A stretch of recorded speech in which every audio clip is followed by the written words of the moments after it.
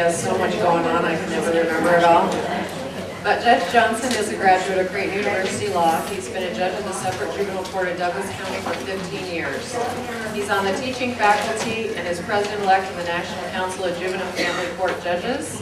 He's the founding lead judge of the Omaha Model Court Team. He's a 2005 0-3 fellow graduate. Judge Johnson presides over Nebraska's first family drug treatment court, the 0-5 family drug treatment court. He serves on numerous national, regional, and local commissions, committees, and boards, and is co-chair of the Nebraska Supreme Court Commission on Children in the Courts. And I just want to say on a personal note, because I've known Judge Johnson for several years, I don't know anyone more passionate or committed to children's issues and making our system better. So here is Judge Johnson.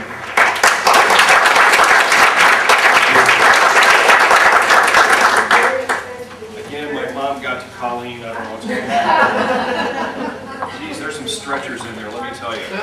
All right, so we're a little bit late, but that's okay. We've got the governor's backing, that must mean more new money, right? He said that, didn't he? Was I dreaming? Okay, you ready to go? We're going to take a look at some timelines in abuse and neglect cases. And I guess we might ask ourselves in the back of our minds, are these timelines, deadlines, wish lines, guess lines, or what are they? What are they? What does the statute mean? And we'll look at this in a couple of ways. I might have shown you this yesterday, but you might be tired. This is day 3.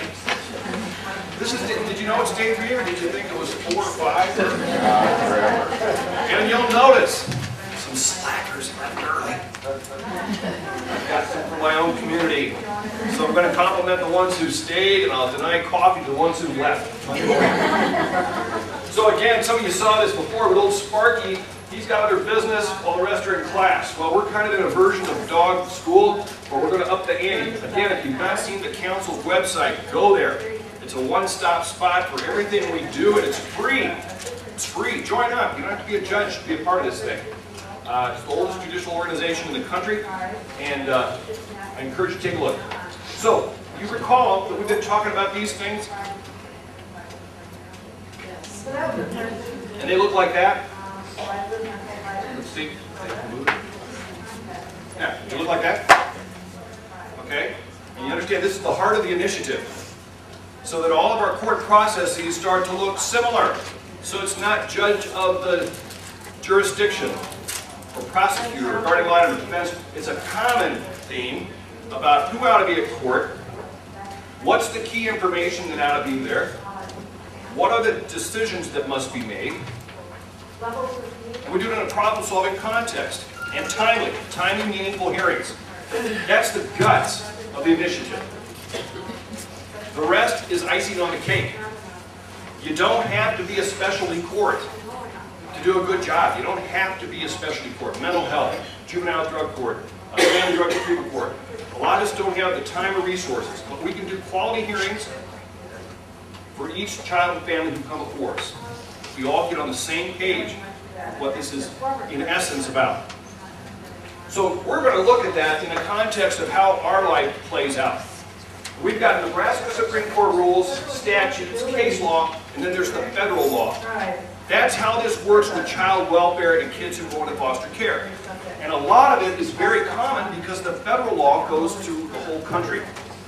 All right, there's a lot of commonality there.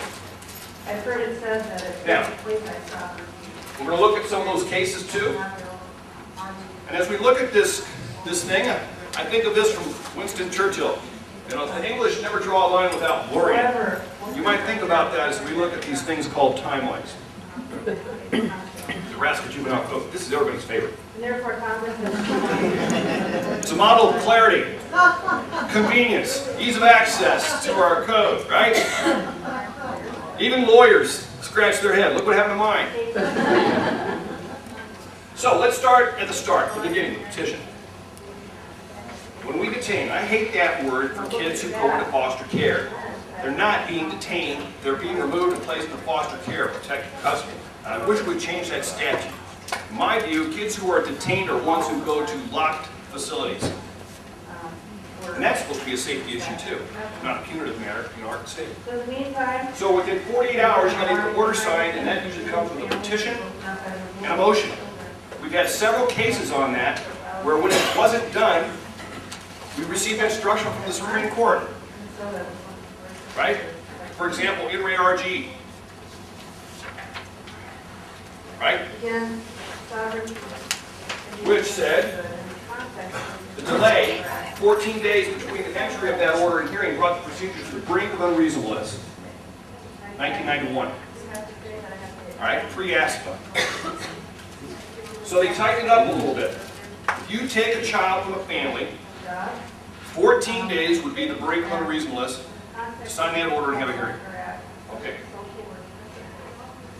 Adoption State Families Act says when you remove a child, we judges have to determine whether or not reasonable efforts were made or not required to prevent that removal, no later than 60 days from the date of that removal. Federal law. If we don't do that, we lose the Title IV matching funds from the feds. That's why the department really wishes us not to make negative reasonable efforts findings. But as we said yesterday, the judges are a separate branch of government with an independent duty to make decisions based on the evidence. So if we don't have evidence that Health and Human Services made reasonable efforts, they don't get the positive nod for the rest of the duration of that case. So if you've looked at some of the stats, and I've seen that some of ours aren't pretty, 6 months, a year, year and a half, 2 years. I've got a case that's going to go into year 3. And we'll talk about that later if we get time, because permanency just can't seem to be achieved.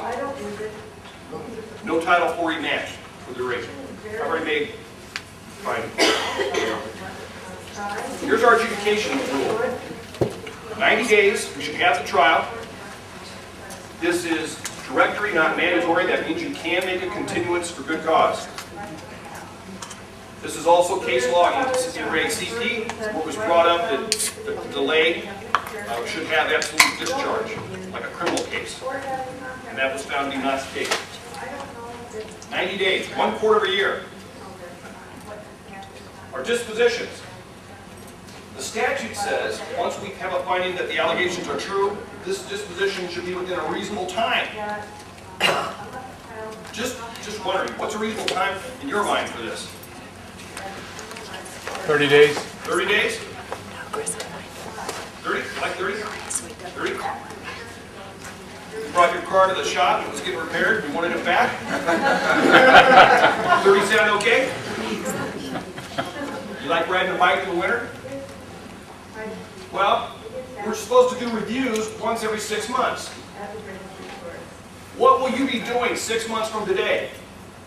Without our relatives, Well, October, November, December, January, February, March.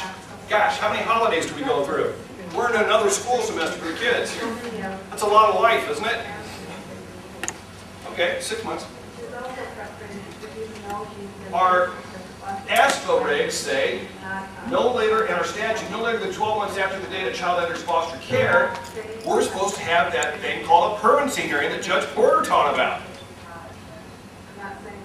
And it says the court shall decide the permanency plan and whether and when these things happen. Refer to the state and file a TPR to the parent, adoption, guardianship, etc. Or in cases where the department has documented a compelling reason not the best interest to return home, etc., etc., etc., you might get some more time. And that leads to the 15-month hearing. Within 30 days of 15 months of foster care. Okay?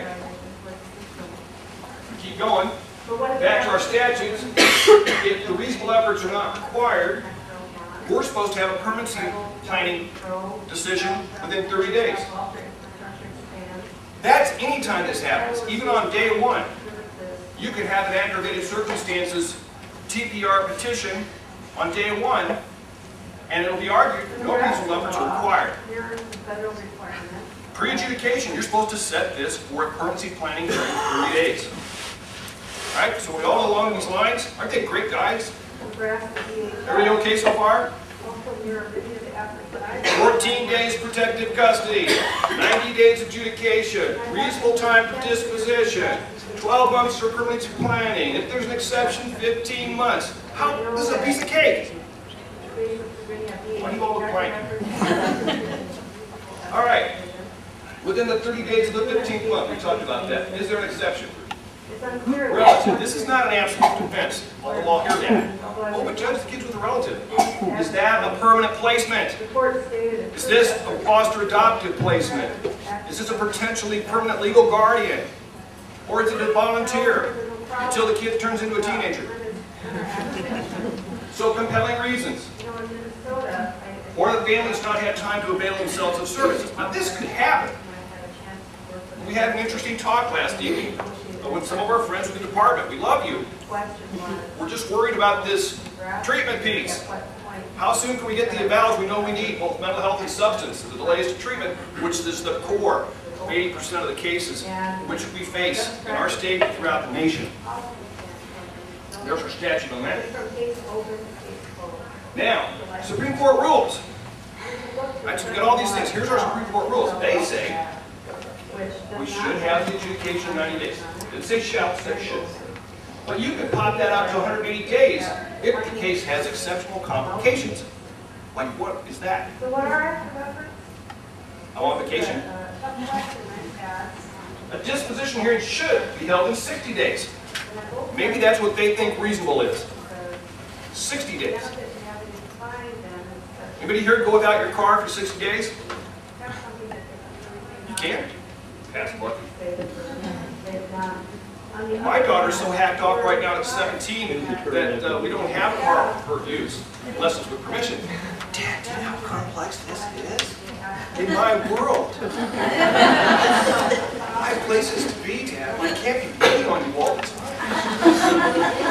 Oh, well, honey, you know, I have this thing called a job, and so does your mom. Time's of the essence. She gets it. Okay. Let's see, review hearings should be held. So I guess these are aspirational Supreme Court rules. I've never actually talked to Chief Justice Hepburn, and these didn't come under his tour of duty, but none of this says must. All right, so I take that as further directory, not mandatory provisions. Let's see. What's being recommended by the Nebraska Supreme Court Commission on Children to the Supreme Court for timelines are these. Time for removal to temporary custody, 10 days. So our brink has been knocked down 4 days. A lot of this was concerned because of distance and travel. My hope is we'll remedy that through technology, because we all know, we've been listening to any of the presenters, when you remove, even to save, even to help, we harm the child. There's collateral damage every time we do it in relationship, cognitive, emotional development, always. So, personally, I'm not satisfied with 10 days. Most courts, most states, it is 72 hours, 3 days. Some are tighter. Time between the filing of the petition and starting the trial, 60 days. So we'll cut off the third. A number of states have this, many more have 30, 45. Again, we've got concerns about travel, and our state's complex with our attempts to serve all the persons who live in it. Of course, there's good cause exceptions. To adjudication to disposition, cut that from the 60 to 45. Part of the concern there was getting the, what do you think? Evaluation. Let it out, sorry. So we're not working. That makes me think front loading must be a joke. If you're really front loading services and you're getting the evals and so forth, you would need to wait post adjudication, post 60, 90 days, 45 days, would we? I don't think so. Time between the filing of a TPR and starting it, 90 days. That's a quarter of a year.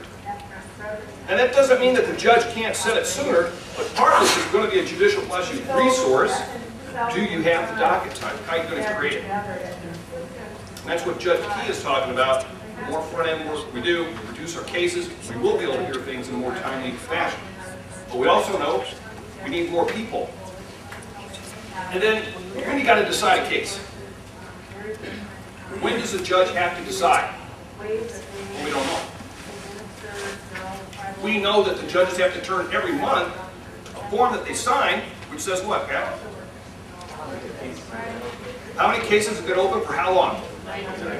How many cases, Judge, do you have where somebody is waiting for you to make a decision that are over a quarter of a year long? Is that Christmas from now? A quarter of a year to decide something. And I keep thinking to myself, what, does the evidence start looking better? Do I remember this case better than the gazillions I just heard for 3 months? I don't know. I can tell you this, under the Judicial Code of Ethics, we are to promptly decide with business-like efficiency all matters brought to us. That's one of our ethical duties, which the violation can result in discipline. That's how important the Code of Ethics is on this. All right. So, we used this yesterday. What shall we go after as we throw the lasso out? You know, I thought my first job was to clear the range of mosquitoes. Maybe that's kind of what it feels like. I'm swatting mosquitoes, you know, or they keep coming back. Well, let's start with this assumption. Is that okay? We use that as guiding light? We'll take that view as we go forward with this little next piece.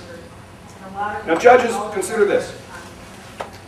This is the timeline idea. No, you can't recuse yourself. Now, go take out the trash. Why judges aren't called your honor at home. You see, there are unwritten deadlines that we all live by. Right? So my first job when I go home is to go back and earn some husband and dad points for being away this week. I've got a timeline. It's going to be quick right when I get home. Honey, how are you? What could I do for you? Why don't you sit down? Could I get you a glass of wine? I'll take the kids out for a while. We have some quiet. One point. Case scenario. Are you ready? Child's placed in the department's custody because of parental mental health. Oh, gee, substance abuse too. Golly, failure to provide proper care. These, we'll get to the one handout later. We'll hit a few of these first. The matter comes off the protective custody hearing on the 7th day after removal. So this judge gives the disposition rights advisory, grants supervised visitation, and on its own motion continues the hearing for 2 weeks because the judge doesn't really think the parties are prepared and doesn't really give them time to talk and facilitate a hearing conference. Well, we know it's a higher standard. You go on about your life, come back 2 weeks. I'll do some more cases. It's a rigorous and concerted level of casework, non-case services, and access. So, here's the defense attorney says, I like this. That's a long time to have my client's child away from home. I'm going to move to dismiss to fail to have a time protective custody hearing, and I want that child back. And access efforts, like earlier, are required throughout local social services. What's a reasonable time to have this protective custody?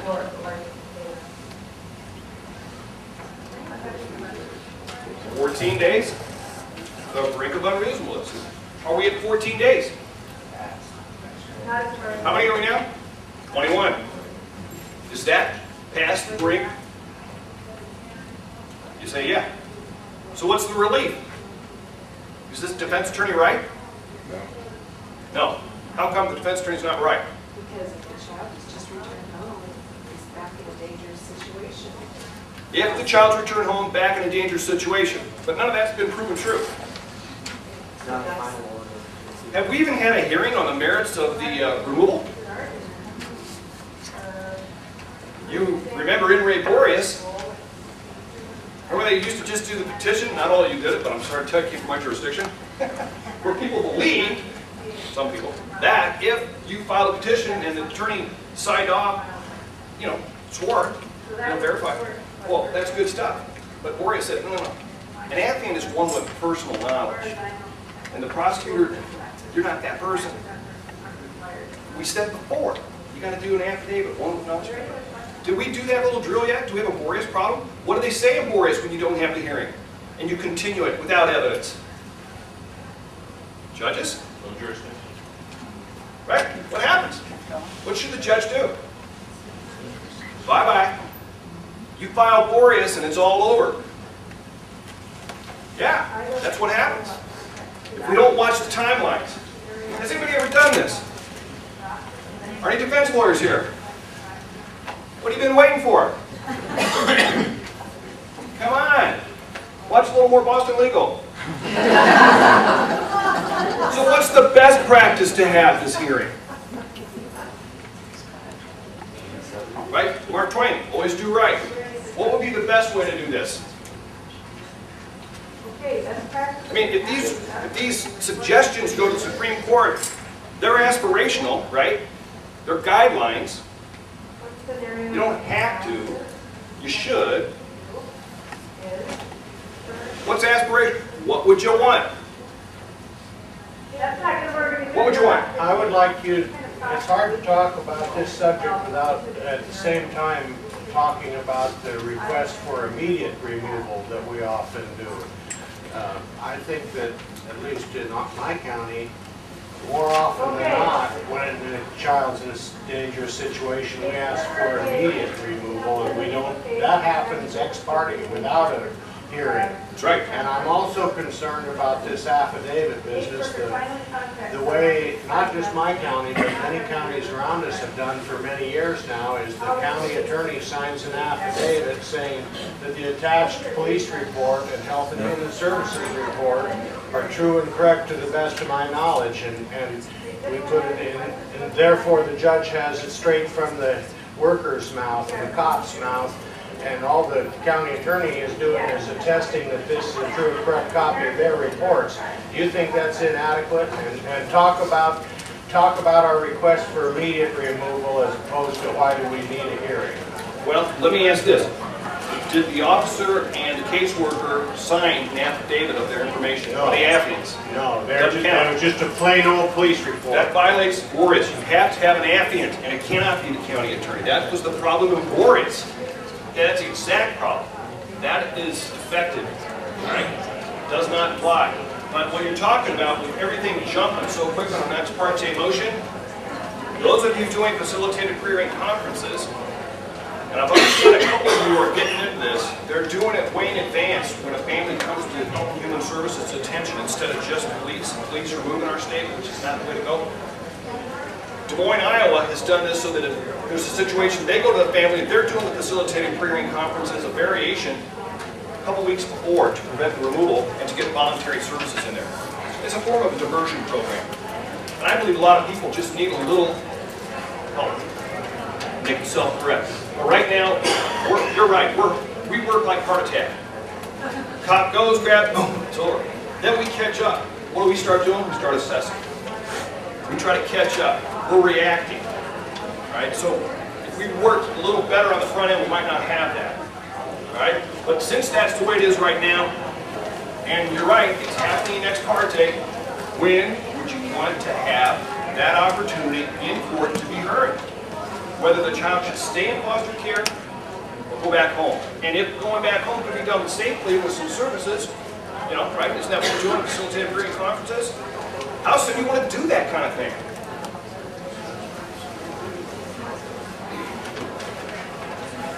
Soon as possible. Well, if our statute gets really gutsy, you will find it could become 72 hours. Prepare yourself. Parents have a right, their children, you know, precious rights that go way back with their right to parent. And the state intervenes, even in protection of children.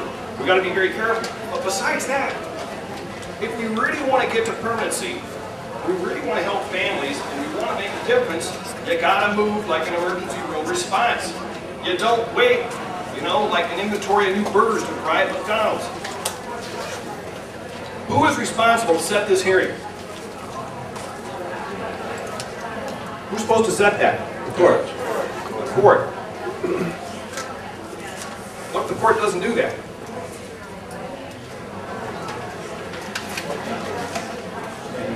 One of the attorneys demands hearing? Well, it's the state's case, and the state's representative is the county attorney, so I hope the county attorney will say something. This is an interesting question. Way back on a delinquency matter where the prosecutor wasn't attending the docket, they filed it, they never did anything about it, and the case was to stack up, and they'd wait for our central administration to get things set for trial. I thought, why are we doing their work? To file this case. Whose responsibility is it to drive it? I think there's a little bit of, I wonder, who could drive this? Is it always the court? We look to the court. We look to the court. The court's got a duty to run its docket efficiently. But I wonder, could the attorneys be more proactive? Like, what if in this case scenario, the judge says, I'm setting this out for 2 weeks. Could you say, well, wait a minute, Judge. We're all here, we like to have that facilitated hearing conference. We want to talk right now, we think we can have that hearing. We don't want to wait. With all due respect. Is that possible? So why don't you stand up and do that? I'm hearing in many jurisdictions they don't do it. What they respond to is, oh, the hearing got set on such and such a day. I guess that's when we'll show up. And then what do? You go on to your next file. You don't have to wait. All right. In those cases, here's what the defense feels like. How to tell your attorney worked in juvenile court too long. Defense moved for a do-over, but in this case got overruled. We're trying. All right, how about this? What finding must you have made in ex parte removal order? Temporary custody, what finding?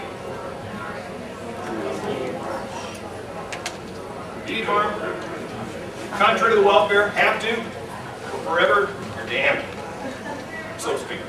Right? Have to make that one. So assume we've got a protected custody hearing, child remains in care, supervised visitation, adjudication set for 90 days from the date of placement in foster care. Same case. All right? Is there a deadline for any other findings prior to 90 days? Just talked about that one, contrary. Is there a deadline for any other findings prior to 90 days? What is it? Reasonable efforts. What do you got to find? Reasonable efforts to reunite the family in 60 days. So let's see, if we go protective custody hearing, and if the judge didn't do it then, and let's say that it happened within 10 days, and we have a statute where it's a 90-day adjudication, and nobody does anything else, we're going to get that finding.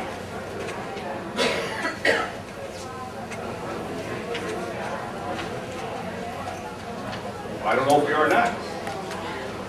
We know it's got to be made, or what?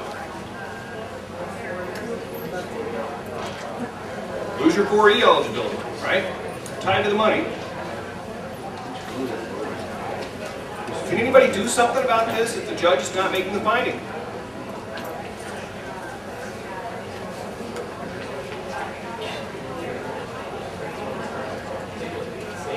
State's attorney, guardian ad litem, right?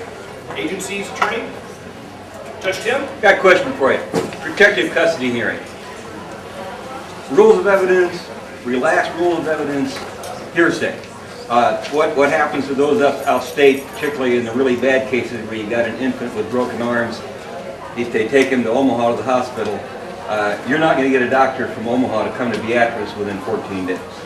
Right. And then when we look at the disposition rights advisory you give, where the parent has the right to confront and cross-examine, Exactly. What does that mean with 43-283, where the strict rules of evidence shall not apply in any dispositional hearing, of which this is one, deemed by Supreme Court, right? Right. So Judges hearsay. got an answer? What do you Yeah. do? What do you think? You aren't going to get that doc, broken bone case? What I've done is I've held a hearing and then recessed it until we could get the doctor. Do you think you have to have the doc? Well, I don't know. I don't know either.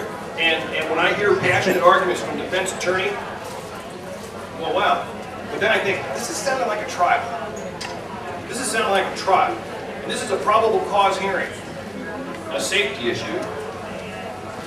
What I've been doing, and I haven't had one of those kind of cases recently, but what I've been doing is, if I got the affidavit, one who knows.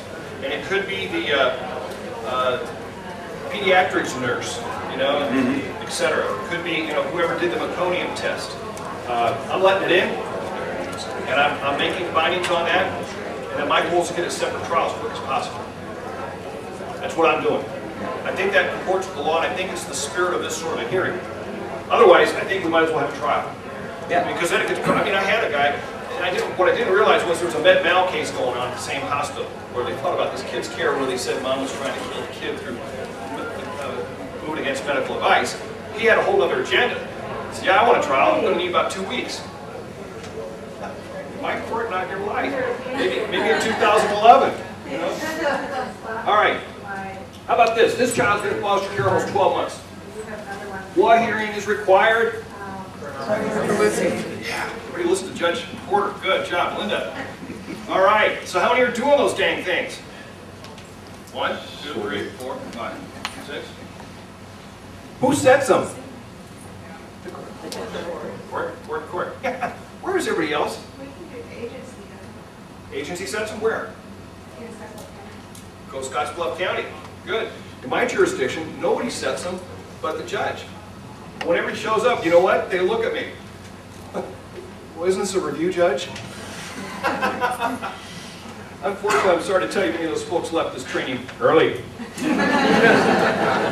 So whose responsibility? Well, yeah, the court winds up setting it, but I don't know that it's us alone, if we're really paying attention. What happens if it doesn't occur?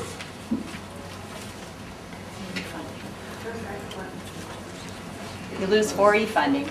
Lose 4E funding. You can get to 15. It's kind of like a $200 cash and a pass, and you go 15. I've seen nothing in the federal regs that say you lose 4E. Not yet. That might happen, because I think they're getting it. Joan Ohl knows this hasn't been happening. This is the watermark. This is the benchmark. This is the one. This is all the marbles. Should you get any more reasonable efforts? Our permanency objective is not achieved. Why are we going? Any defense attorneys have any view about this? Any view about that? Well, what's that mean to your client? Well, potentially it could mean that there are any efforts that the department was giving them in terms of therapy or anything else will be cut off. They can suspend any reasonable efforts, and then they have Can suspend. no efforts to reunify the family. If you go to the preamble of our juvenile code, you will see, among other things, the right of every citizen to due process, fundamental hearings, and all constitutional rights protected. If I was a defense attorney, and I was in a state, and it was 90-day adjudication, and the process ambles along, 14 days to the brink of unreasonableness, the brink. What's a brink? Can we go a little brinkier? What if it's 16 days? Brinking. Oh gosh, can't have the trial in 90 days.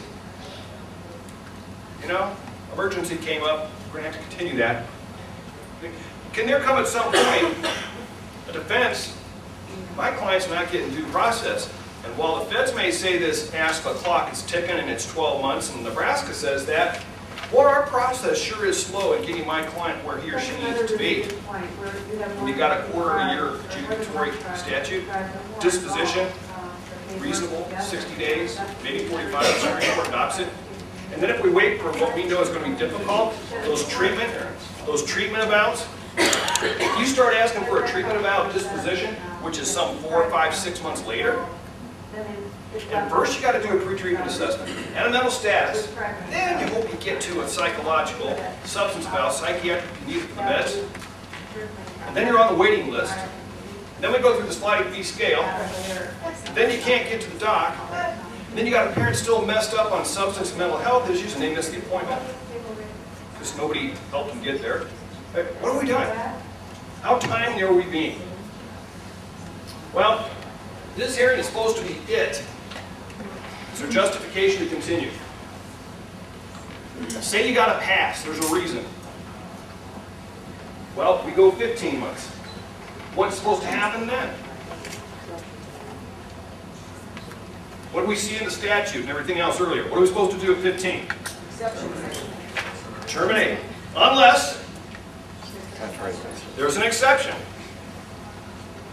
Now, if you've read that statute closely, you'll notice that the judge decides and the department shall recommend, unless. Have you seen those things?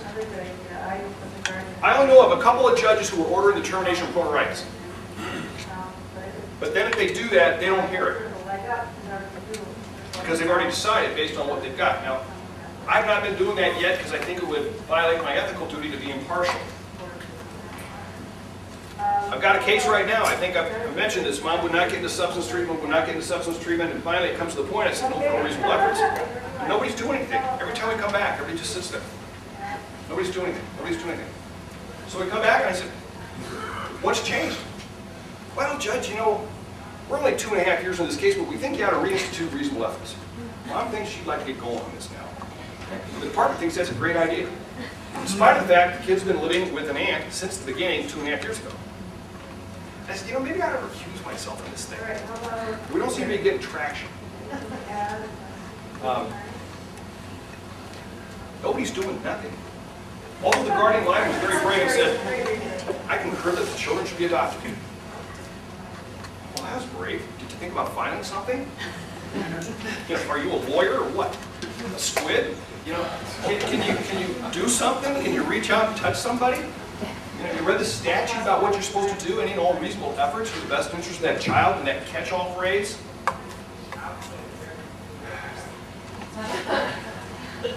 What's happening in your jurisdiction? Are people having these hearings? You are? Who do you think's setting these hearings in my jurisdiction? Right? Judge Board? Judges?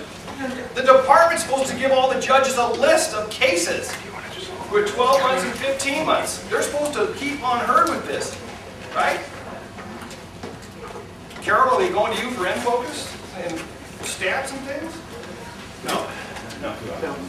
We did send these out for a while, and then the department said this is our job. But then, Any judge here ever received a list from the department with these sorts of cases? You did. No. Did you have to ask for it, Linda? I got them for a long time of kids out of care 15, for at least 15 months. They weren't separated by judge, they were by county. But I haven't seen it for at least a year or so, but I used to get them. See, I'm thinking without talking specific training. Do we have any department people here? Hey, now. Thank you for being here.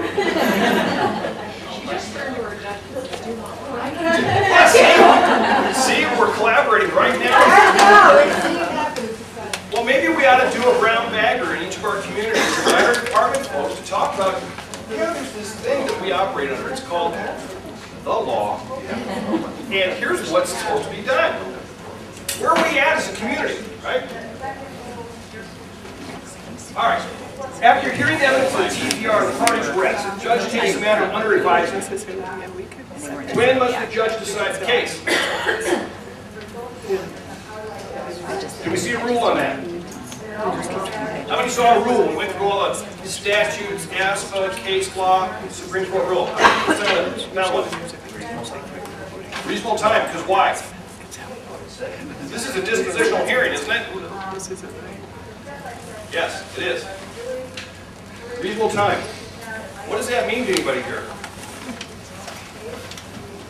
90 days, certainly. 90? 90? Go longer than 90? Are you having TPRs decided like that? Are they even being heard within 90 days once they're filed? No. Because? We're starting to get a bunch of requests for depositions. Discovery?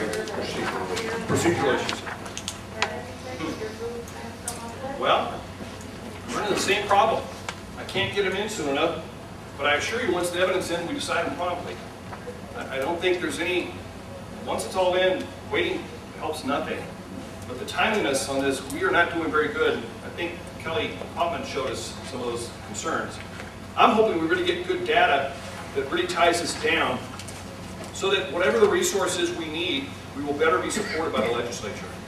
So that every family in Nebraska gets prompt relief. So, true in any case. Now, can a non-judge do anything about this if a case is under advisement?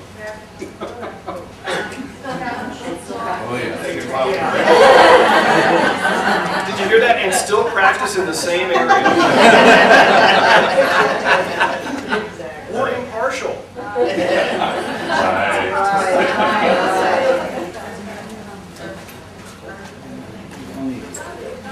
Code of Ethics provides that a judge shall decide things promptly, efficiently, and in a like manner.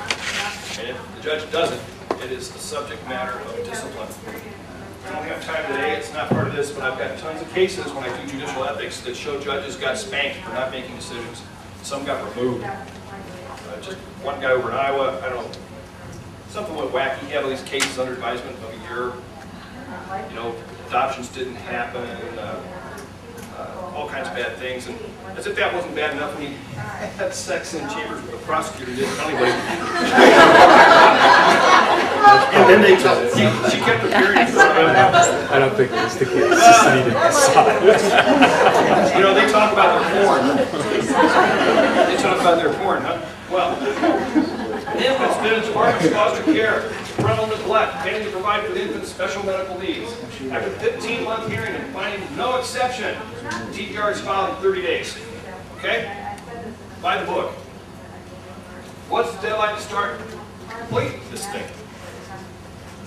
Same problem, right? Same problem. So here's what you're seeing in the case law. You know, on Tuesday mornings, you can go to the Supreme Court's website. If folks don't know this, and I know judge lawyers probably do it, you can go find out what the Court of Appeals decisions are. And on Fridays, you can go and find out what the Supreme Court's decisions are.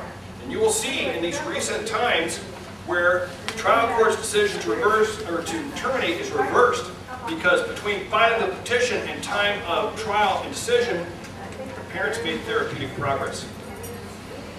It's an interesting phenomenon.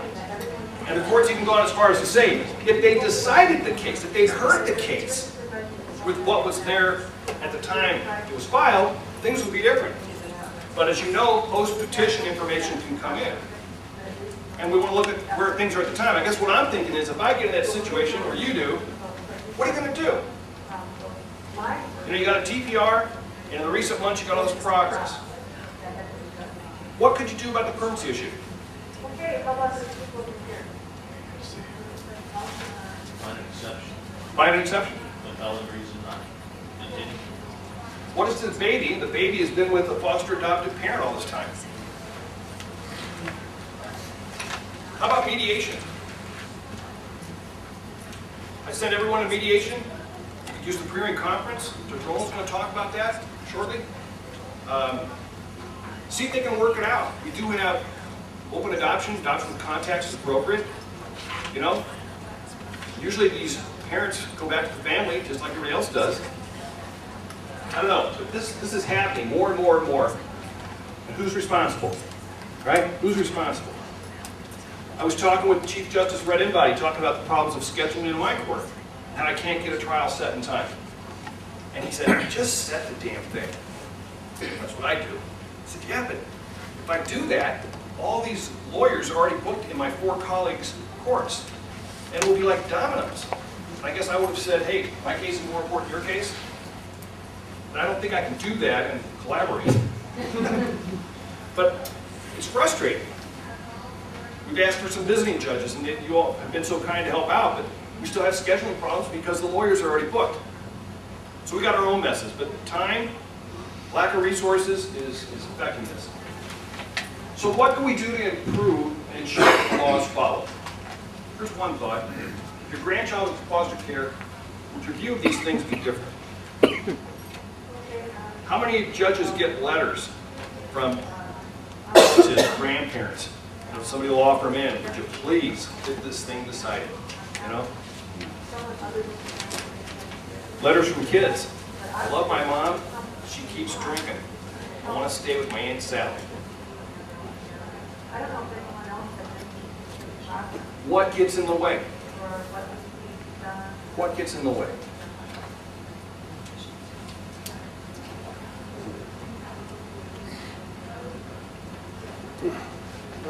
What can any of us do?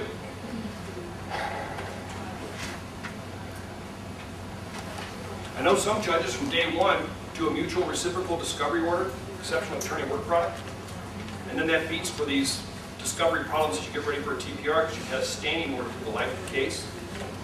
And you narrow the issues. And a really good pretrial stipulating what can come in and let's get to the bone of contention. You know? And all these hearings we've had and all these things that have occurred, are we really going to argue about that? Or is it about, did you get better in a timely way? Did you get a fair shake? Maybe if we cut more mediation. How about inviting our senators to our courts to come and see what we do? They can't believe it. And did you know that over 51% of the public think that courts like ours are like judging Amy? They really do. I had somebody ask me if my mom was a social worker and we talk about cases. Yeah, I guess.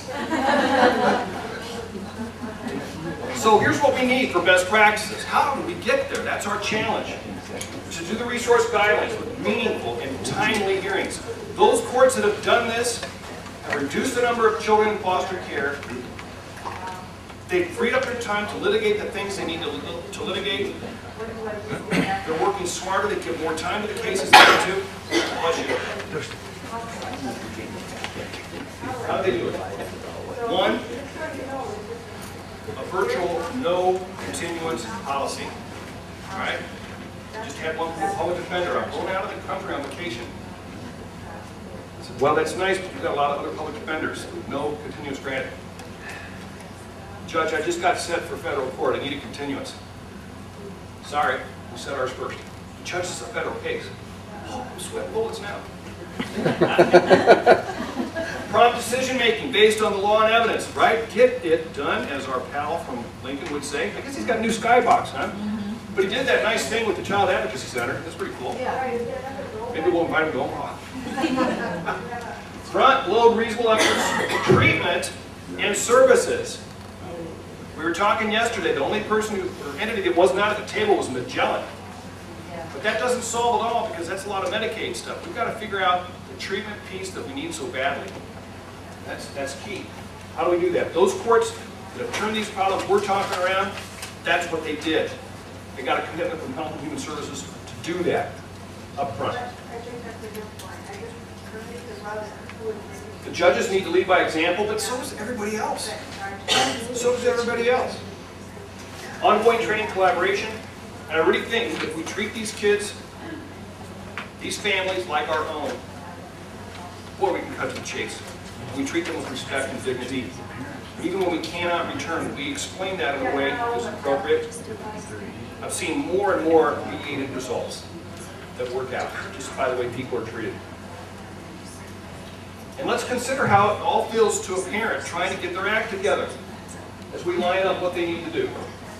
Wow, you're right, this is hard, you know? How many have asked a parent, nicely and appropriately, if you're a caseworker or a defense lawyer, do you read? It's a huge issue nobody talks about. We give them these written orders. I was looking at one of my orders and I thought, oh man, they say that most of the parents we serve have about a 7th, 8th grade reading level. So I gave it to one of my daughters who just started high school. I said, hey Kate, read this and tell me if it makes sense. She goes, geez, Dad, can't you just say it? So I guess my order's not so good. You know, concrete, specific, doable, bite-sized bullets, incremental steps, steps that meet the most important thing first as we move toward the line of parenting. Please join. You don't have to be a judge. We all work together in this thing, and a lot of great resources and materials for you. We've got our annual conference coming up next summer. You will like it. It'll be a lot of fun, and you'll learn things, get credits. And I'd also like to suggest this: perfect's the enemy of good. We don't have to be perfect in this endeavor, and we never will be. But if we could get to good, we wouldn't have any problems with these child family service reviews, which I don't really think about. I think about the family and child in front of me, just I'm sure you do. All right? It's not just the money. I never view these things as the money. Consider it like this. Here we are talking. Flying around all day won't cut it. Sooner or later, you're just going to have to fight some evil. So we've been talking, and all the teams are talking about what we're going to do in this next year. What are our priorities? We're putting the challenge out. We're working together. Last, we've got another training coming up. Another Helping Babies from the Bench in Nebraska City. If you've not had an opportunity, please come. Free training, free food, CLEs. You can't beat it. Nebraska City's awful nice.